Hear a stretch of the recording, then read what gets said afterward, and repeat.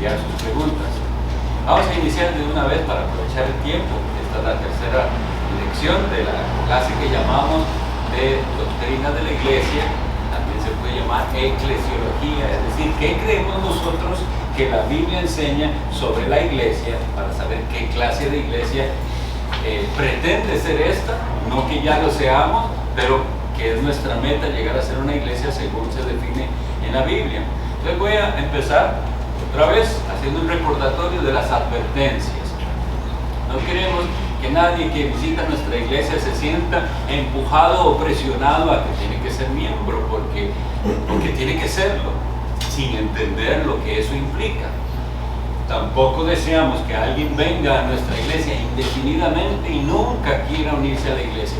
Ambas cosas serían incorrectas. Entonces, y por eso es que damos este curso.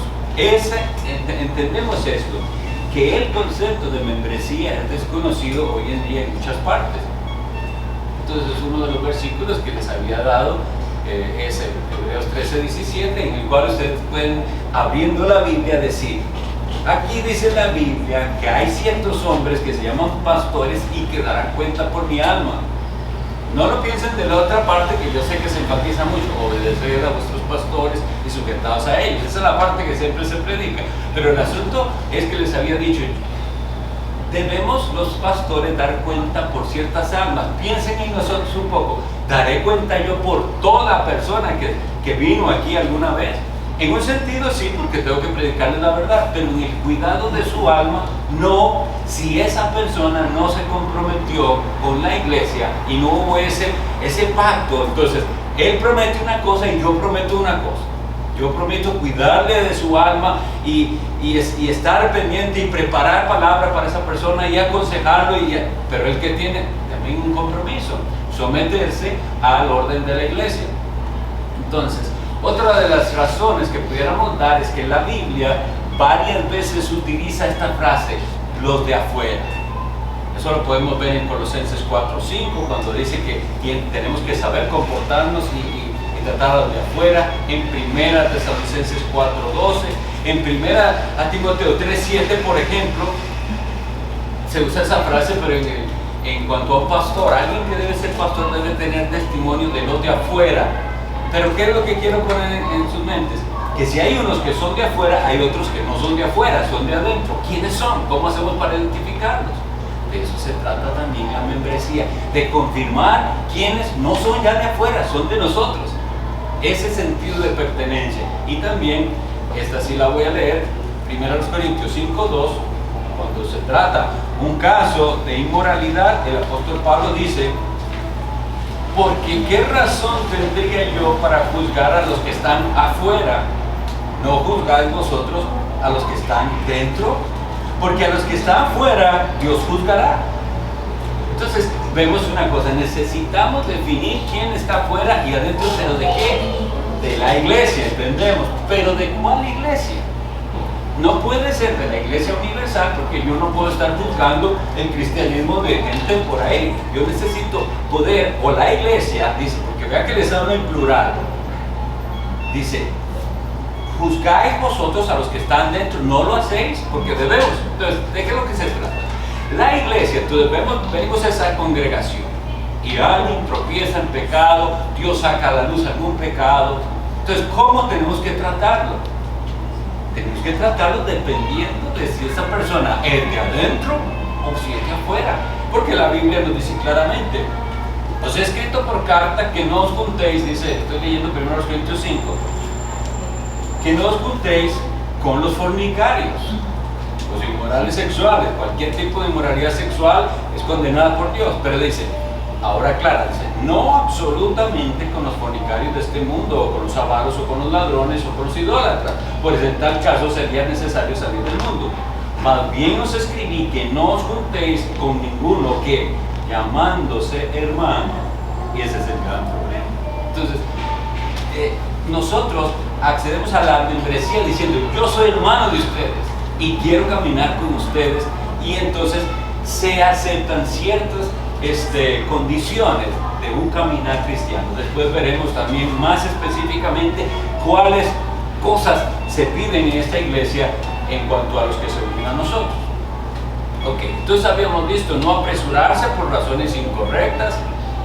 En cierta ocasión también tuvimos en la iglesia de los Lagos gente que se unió teniendo expectativas de que algo iba a cambiar al unirse, pero no debe ser así. Usted debe tener la convicción desde antes de unirse, ¿entienden?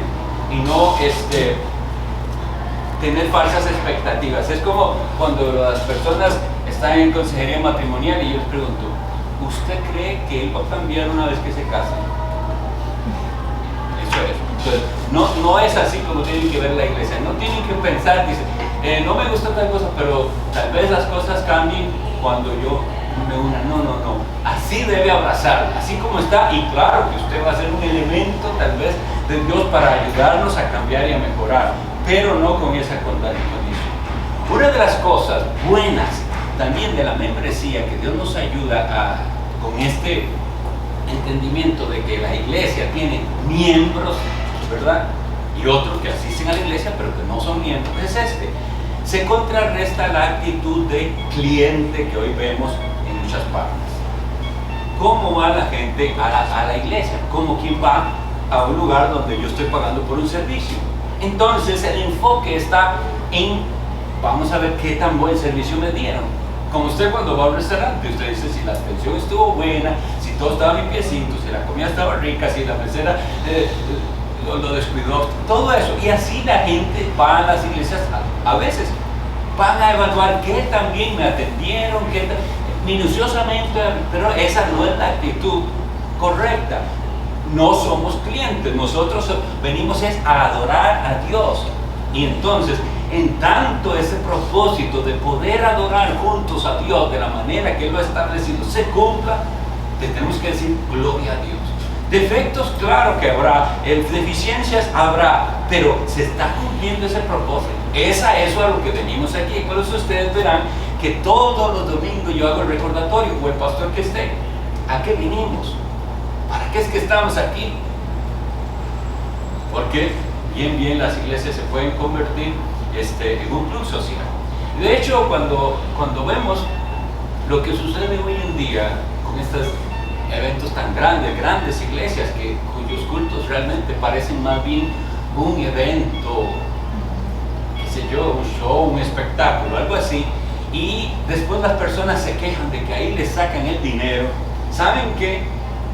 Si lo analizamos más de cerca, deberíamos decir, bueno, es que ellos están pagando por una especie de espectáculo y obtienen por aquello que pagaron. Nosotros no lo hacemos así, la iglesia del Señor no lo debe hacer así. Otro propósito, entonces, que vamos a ver hoy es el desarrollo de los dones personales en la iglesia. Y ahí tenemos que ser también cuidadosos. Habíamos dicho, un poquito de repaso, que la Biblia nos dice de la iglesia en varias maneras, y de cada una de ellas tenemos grandes lecciones. Habíamos visto la iglesia como una casa. Entonces, también tenemos la iglesia como una familia, tenemos la iglesia como un rebaño, tenemos la iglesia como un cuerpo. Y en particular, cuando hablamos de un cuerpo, hablamos de que cada persona que se une es un miembro del cuerpo, y esa es la ilustración. Así como todos los miembros de nuestro cuerpo tienen una función, nosotros venimos con esa actitud. Que Dios nos ayude cada vez que escuchamos la palabra a identificar en qué puedo yo ser útil al cuerpo de Cristo, que es la iglesia, en qué puedo servir. Pero esto debe hacerse también con dirección bíblica. ¿Por qué? Porque están los de los dones que son más visibles y otros dones no tan visibles. La iglesia enfocada de una manera incorrecta puede hasta dañar la vida espiritual de alguien que intentaba, digamos, usar sus dones. Les explico. Por ejemplo, ¿cuáles son de los dones llamativos, visibles, que son muy populares en las iglesias? Uno de ellos es de la música. Y entonces la persona que toca un instrumento o que sabe de música dice, este es mi don y yo quiero servirle al Señor. Pero por la manera en que se hace, esa persona terminan no sirviendo al Señor con su don, sino sirviéndose a eso que llevamos todos adentro, que es un deseo de reconocimiento. Y entonces, ¿cuántas historias conocen ustedes de alguien que cantó en el coro de su iglesia, era un pianista en su iglesia, era un guitarrista, y al final, hoy, ¿dónde está? En el mundo, porque le alabaron su don, y él, en lugar de servir a Cristo con su don, tropezó, y la iglesia no supo orientar a esa persona. Entonces, claro que sí, vamos a indagar en nuestros dones, pero son para la edificación del cuerpo de Cristo. Ahorita vamos a algunas citas con respecto a eso. Pero tengamos esto presente. Dios asigna dones, Dios da regalos a cada uno de ustedes. Ninguno aquí podemos decir no tengo un don. Dios nos ha dado algo. No es a veces fácil identificarlo, pero una vez que lo hacemos tenemos que decir, esta habilidad o talento que Dios me ha dado es para la gloria de Dios y para el bien de mis hermanos. Eso hace la iglesia local. Le da a usted la oportunidad de desarrollar su don para la gloria de Dios y el bien de la iglesia. En cambio, si la persona no se une a la iglesia, no tiene un compromiso con ella, ¿cómo puede realizar eso? Se convierte entonces esos que andan itinerantes, dando conciertos y haciendo cosas que al final, como les digo, es un autoengaño. La Biblia también nos habla, y voy a leerles también Gálatas 6:10, en otro lenguaje, de que hay otros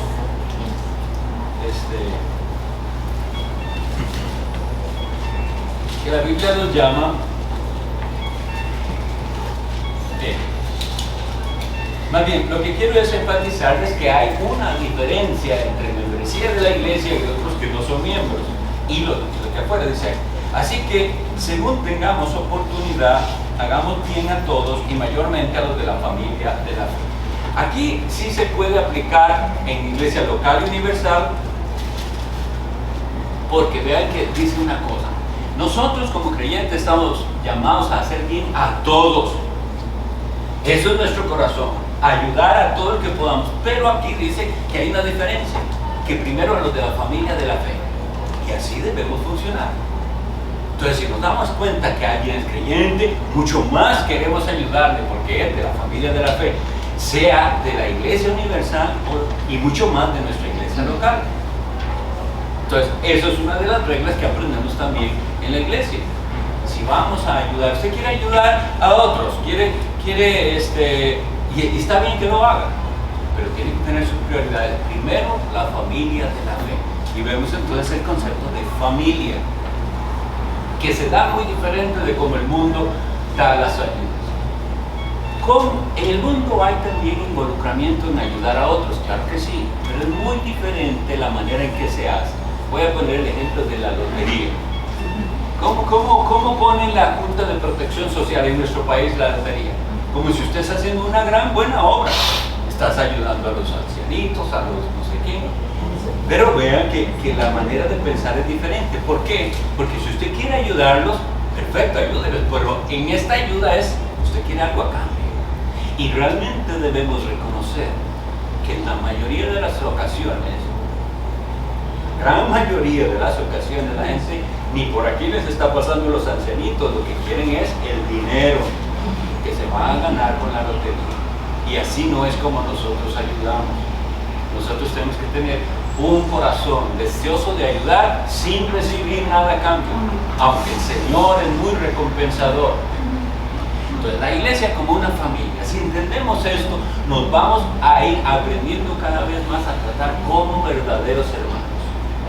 Es que es muy fácil tomar la costumbre de llamarnos hermanos, hermano tal, hermano Jonathan, hermano, pero lo trato como hermano, de verdad, me preocupo por él como hermano, porque Dios le dijo lo siguiente a Caín, y ustedes saben la historia.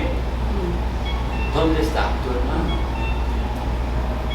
La respuesta del impío es: yo no sé, ¿soy yo acaso guarda de mi hermano? Esa es la impiedad. Pero el verdadero hermano sí se preocupa dónde estará mi hermano. Por eso nosotros tenemos estas costumbres. Si alguien falta, no podemos ser indiferentes a ello. Yo sé que conforme la iglesia va creciendo, estas costumbres se pueden dificultar, pero no pueden perderse. ¿Qué es? Necesitamos saber quién vino y quién no vino. La gente que lo percibe bien, lo aprecia. Y entonces cuando reciben un mensaje de alguien, no tiene en la iglesia, sabe que alguien se preocupó por ellos, que hizo falta. Y no lo ve como ya me están controlando. No puedo faltar un domingo porque ahí están mandándome mensajes. Venga el corazón.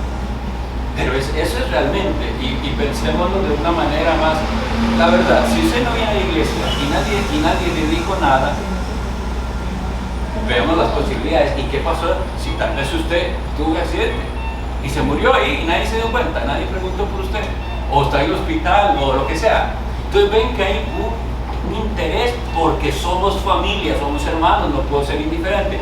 Y eso es una parte, pero ¿cuál es la mayor razón de que la gente no venga a la iglesia? No siempre es enfermedad o que está en el hospital, es su corazón. Algo está pasando que no tuvo ni la fuerza ni el ánimo de ir a la iglesia ese día, y necesitamos saber, porque como hermanos tenemos que ver yo cómo ayudo a este hermano, cómo le animo, cómo lo auxilio en su situación que está viviendo. Todo esto lo hacemos para la gloria de Dios. Primera de Pedro 2:12 dice lo siguiente: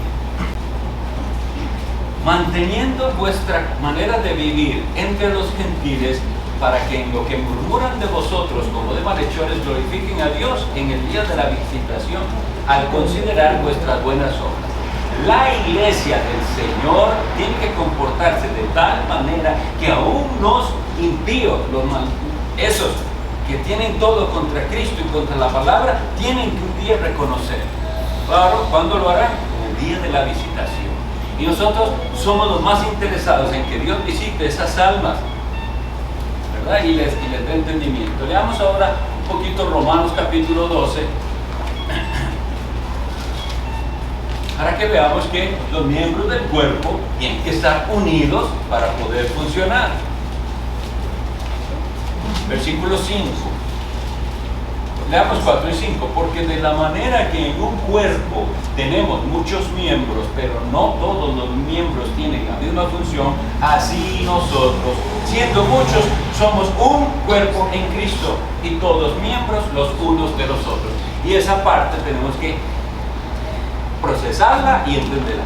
Miembros los unos de los otros. Es decir, yo soy miembro, hay una conexión entre mi corazón y el corazón de mi hermano, y hay una conexión entre su corazón y mi corazón.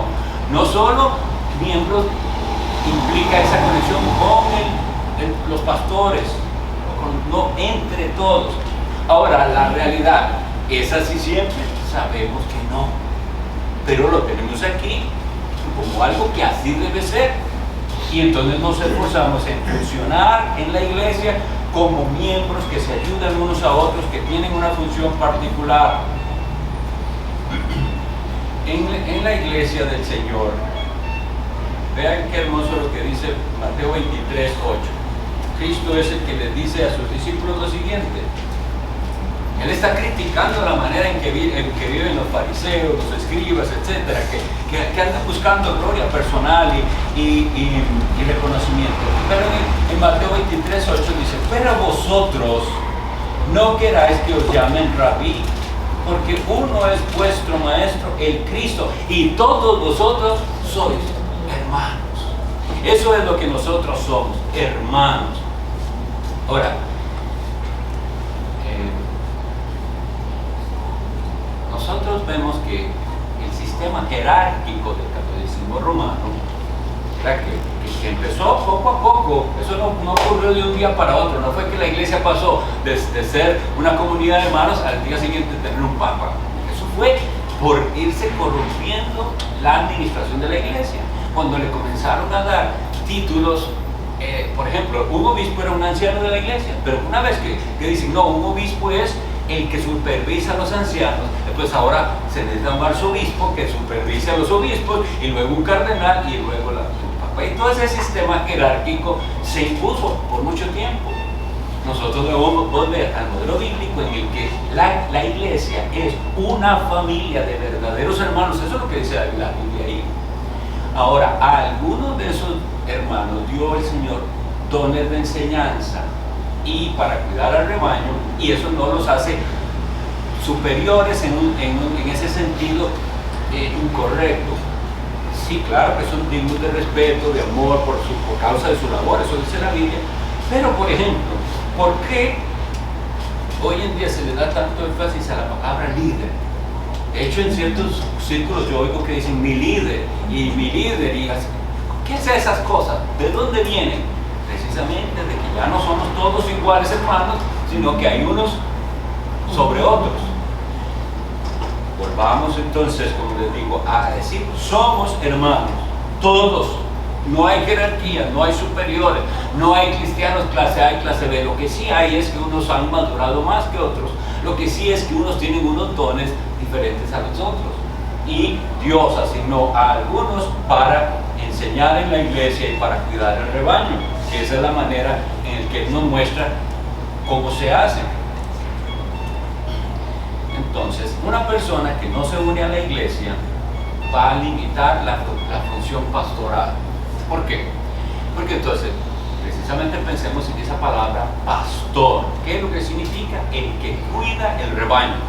Y cuidarlo significa darle comer a las ovejas y también buscarles alivio cuando se enferman y también ir a buscarlas cuando alguna se extravía. Pero ¿saben qué? El cayado, o sea, los pastores tenían vara y cayado, es decir, es que hay que tratar a veces con ellos con la vara. No puede hacer lo que quiere, hay que corregirlos. Entonces, esa función se hace asignada, la iglesia asigna a los ancianos a que ejerzan esa vara y callado sobre las ovejas, pero no se puede hacer sobre gente que no es miembro de la iglesia porque no tenemos ese derecho. No nos han dado ese derecho, por decirlo así. Un ejemplo que a mí me sirve mucho para explicarlo es los hijos. Ustedes saben, yo solo me dio una niñita, pero digamos, cuando ella venía con sus amiguitas a la iglesia, a la escuela, perdón, a casa, amiguitas de la escuela o de la iglesia, a la casa a jugar, siendo niños, entonces, como son los niños, puede que hagan cosas y digamos que hacen algo que indebido o travesuras o lo que sea. Yo puedo llamarles la atención a todos y decirles que se comporten o lo que sea, pero yo solamente puedo disciplinar, si es necesario, a mi hija. No disciplino niños que no son míos. Puedo hacerles una advertencia, puedo decirle incluso a mi hija, a esa amiguita no la puedes traer más ya porque es rebelde y es maleducada o algo así, puedo decirle, pero no puedo disciplinar a niños que no son míos. Es lo mismo en la iglesia. La persona que debe ser corregida, si es miembro de la iglesia, voluntariamente se ha sometido a la disciplina de la iglesia. Entonces el pastor tiene la autoridad por ese convenio de ir y corregir de una cierta manera paternal, pastoral, pero tiene el derecho. En cambio, a la persona que no es miembro, no significa que no le puedo dar un consejo.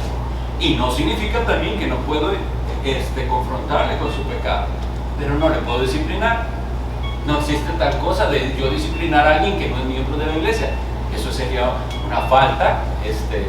Y hay gente que sin entenderlo ha hecho cosas así. De hecho, he escuchado casos en los que hay pastores que han expulsado de sus iglesias gente que ni siquiera era miembro. ¿Cómo va a hacer semejante cosa?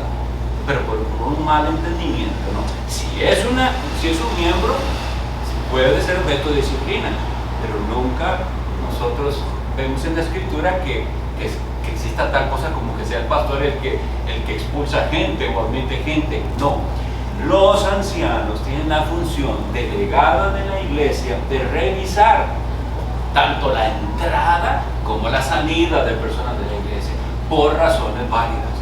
Y nunca queremos que la gente sea expulsada, lo que queremos es que sean restaurados en el caso que hayan caído en pecado.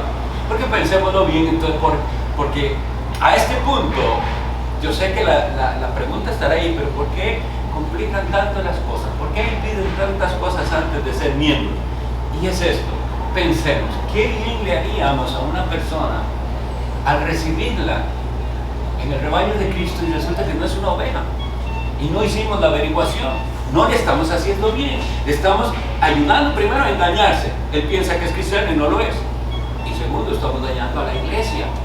Porque si una persona no es una oveja de Cristo, no tiene al Espíritu Santo y por lo tanto no piensa espiritualmente ni se rige por la palabra de Dios. Entonces, bueno, realmente, ¿qué se exige de un cristiano? ¿Y qué deberíamos decir de una manera general? Que haya nacido de nuevo, que se pueda ver que de veras esa persona se convirtió, no es el mismo que fue antes. Ama a Jesús, y si ama a Jesús, habíamos visto que está dispuesto de cumplir sus mandamientos, es decir, se rige por la Biblia. Pero esto es muy general. Nosotros tenemos que, como iglesia, ser más específicos. Sí, pero ¿cómo se demuestra eso? Bueno, leamos Hebreos 10 del 23 al 26.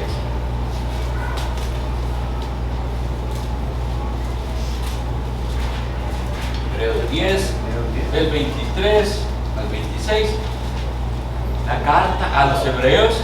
Algunos creemos que la escribió el apóstol Pablo, otros no, pero eso no es un problema.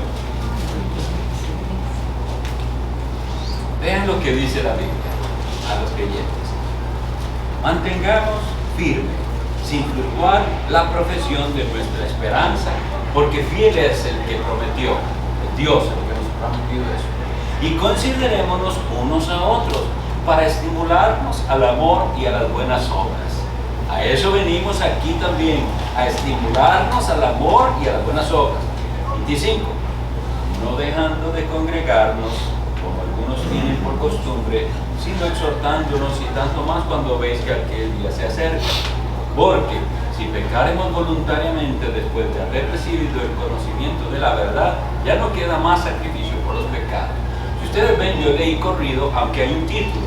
A veces olvidamos eso. La Sagrada Escritura no tenía títulos. Los títulos son puestos para ayuda, pero a veces esa ayuda bien intencionada no es tan útil. Por ejemplo, al no haber en el original ninguna división ahí, deberíamos seguir, porque ese versículo 26 que dice porque él está conectado a algo. Entonces estudiemos un poquito el pasaje para que entendamos ese porque.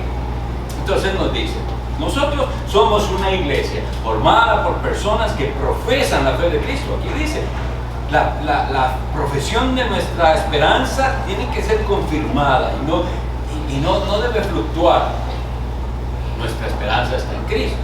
Y entonces venimos y aunque esto es parte de lo que hacemos, el estimularnos unos a otros, al amor y a las buenas obras, realmente el propósito por el cual estamos aquí en la casa de Dios es ofrecer juntos una adoración a Dios, la cual llama el apóstol Pedro sacrificios espirituales.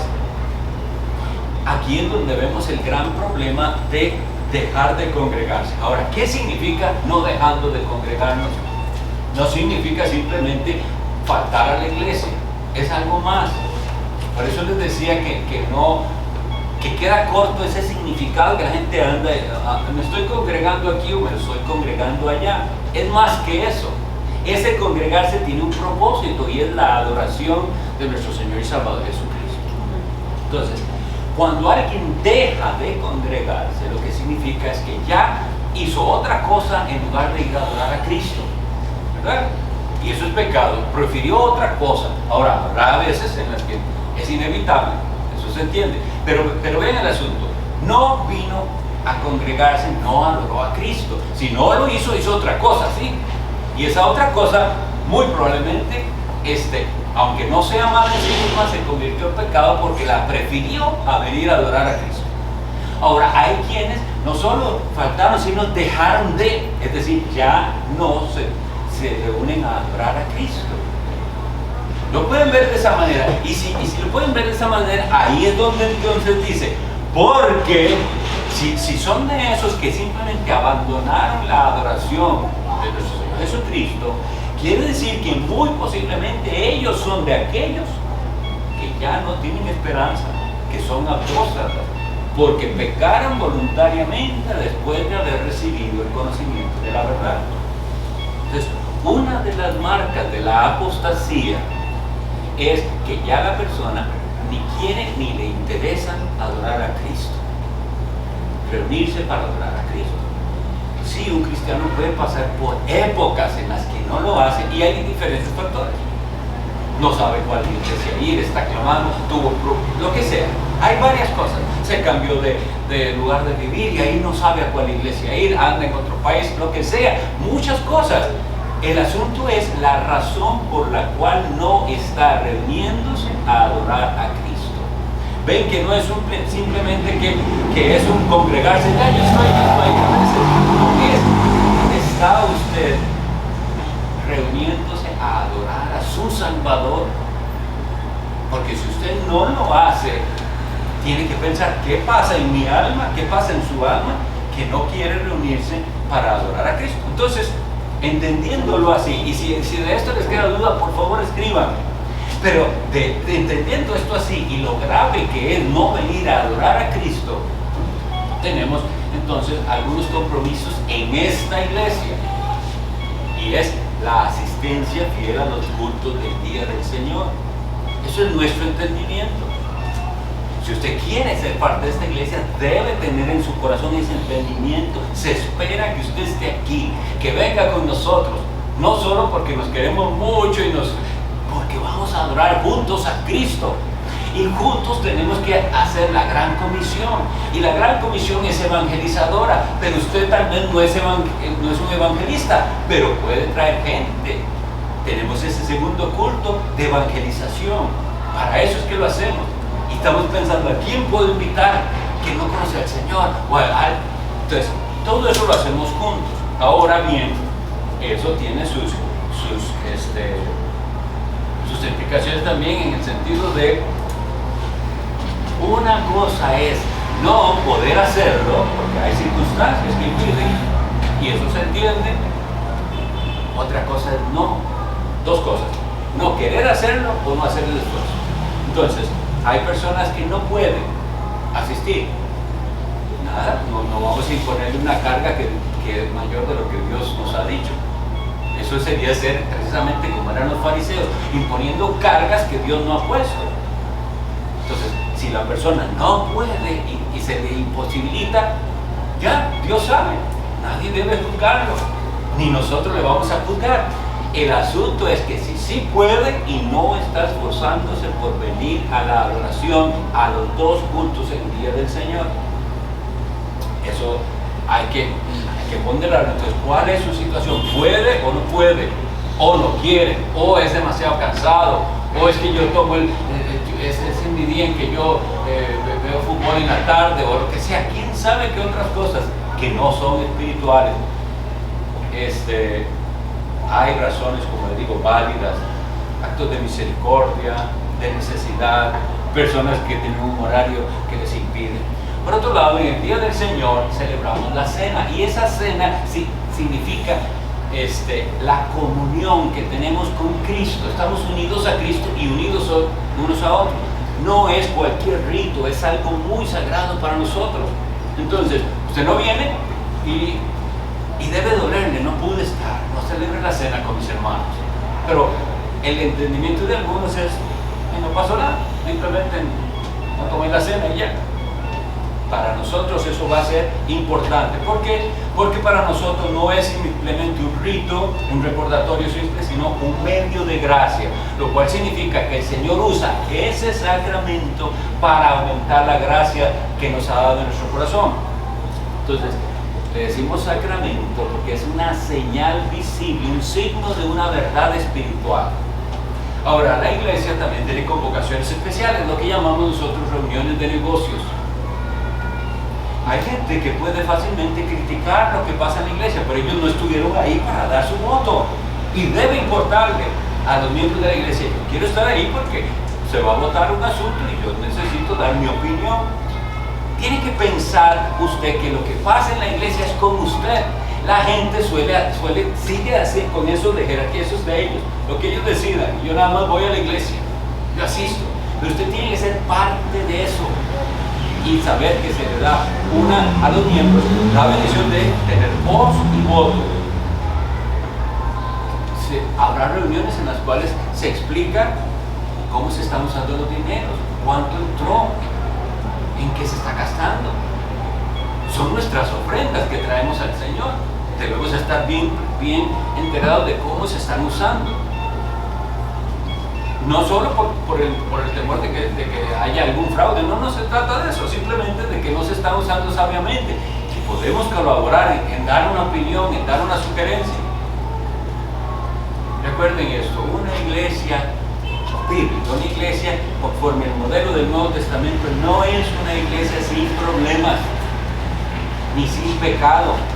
Es que resuelve los problemas y trata el pecado según Dios manda.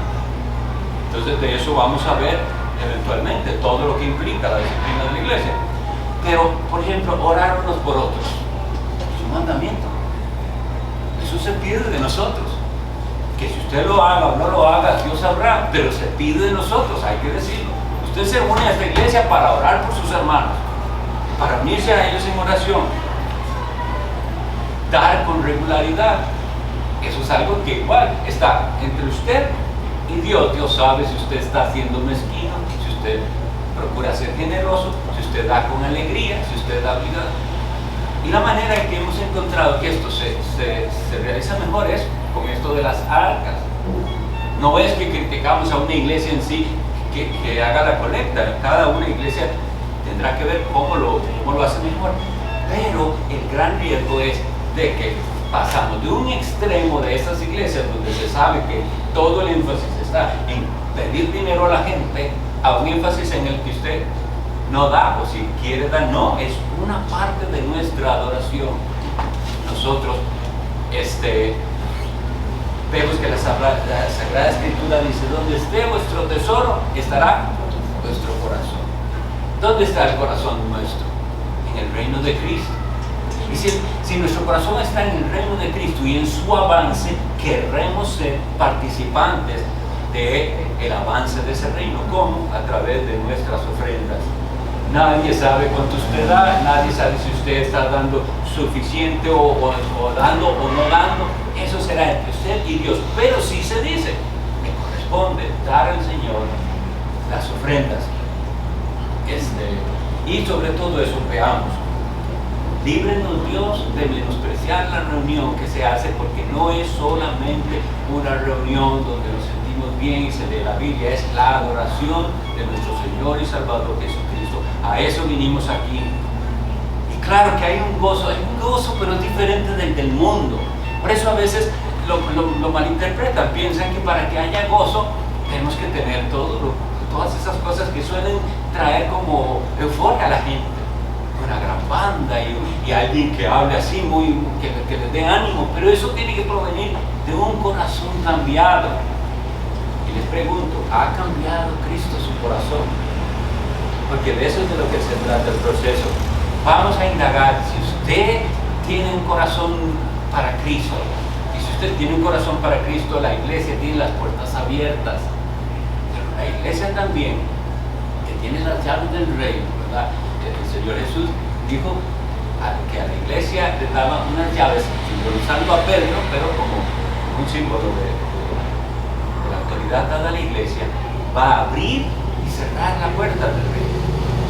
Le abre la puerta al que es convertido, quiere seguir al Señor y todo, pero si se demuestra eventualmente que esa persona ni ama a Cristo, ama su pecado y ama al mundo, se le abre la puerta para decir: usted no pertenece a nosotros. Y también después aclararemos todos los casos de disciplina y cómo se tratan, pero ya se nos ha ido el tiempo. Entonces oren por esto, repásenlo, envíenme sus preguntas. Dios los bendiga.